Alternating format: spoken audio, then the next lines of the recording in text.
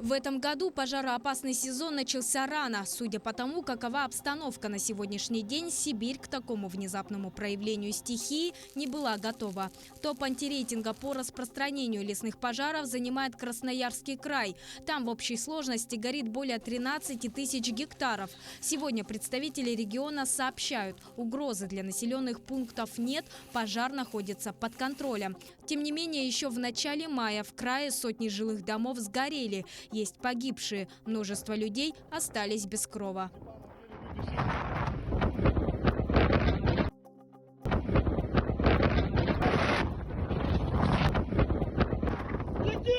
А вам вот это что такое? Они просто стоят и зеваки или это что?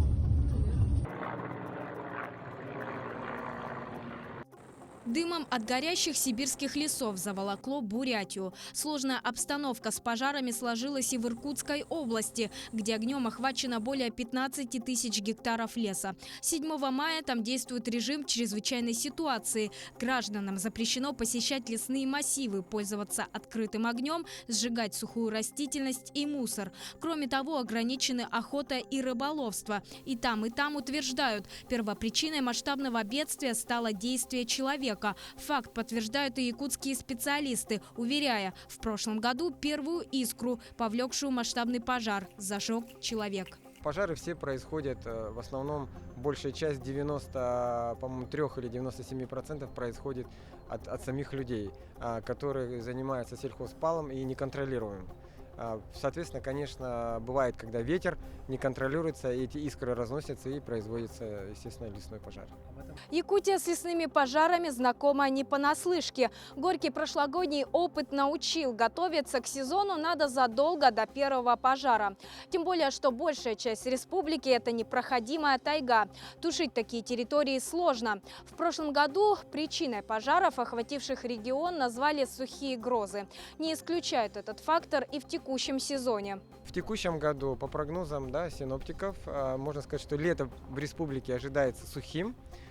И осадков также ожидается меньше нормы. Так что нужно поберечь нашу природу и исключить сельхозпалы. Особое внимание властей приковано к тем районам, которые наиболее пострадали от стихии в прошлом или подвержены наибольшей опасности. В этом году им значительно увеличили штат противопожарных служб, закупили дополнительную спецтехнику и необходимое оборудование. Прошли командно-штабные учения, на которых мы рассмотрели возможности тушения пожаров в разных условиях, в том числе и вводили вводные, которые были не предусмотрены учениями. Это мы сделали на основании опыта прошлого года, чтобы уже было понимание, каким образом нам действовать в определенных ситуациях.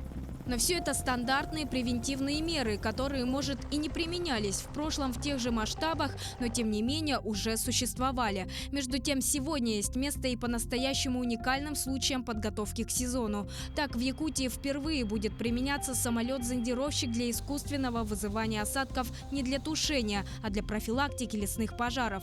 Воздушное судно будет работать с мая по июнь.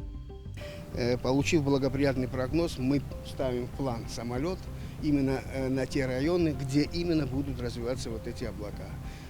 После прохождения плана мы вылетаем в тот район и начинаем мониторить, исследовать эти облака на предмет их пригодности. Как только, мы видим, что облака пригодны, мы производим воздействие на эти облака для того, чтобы осадки были увеличены, либо вызваны, либо увеличены. Всего в России пока существует только 3 таких летательных аппарата. Еще столько же находятся на стадии комплектации. Между тем, по распоряжению главы республики Айсена Николаева, один такой самолет будет базироваться в Якутии на постоянной основе. К работе на нем будут привлечены местные специалисты. Полярные авиалинии, наша региональная авиакомпания, уже заключила договора на проект и на установку оборудования с партнерами с гидрометслужбы. В частности, федеральным государственным бюджетным учреждением, центральным аэрологическим обсерваторией, которая участвовала в нашем контракте и выиграла этот контракт в сумме 79 миллионов рублей на 132 часа работы.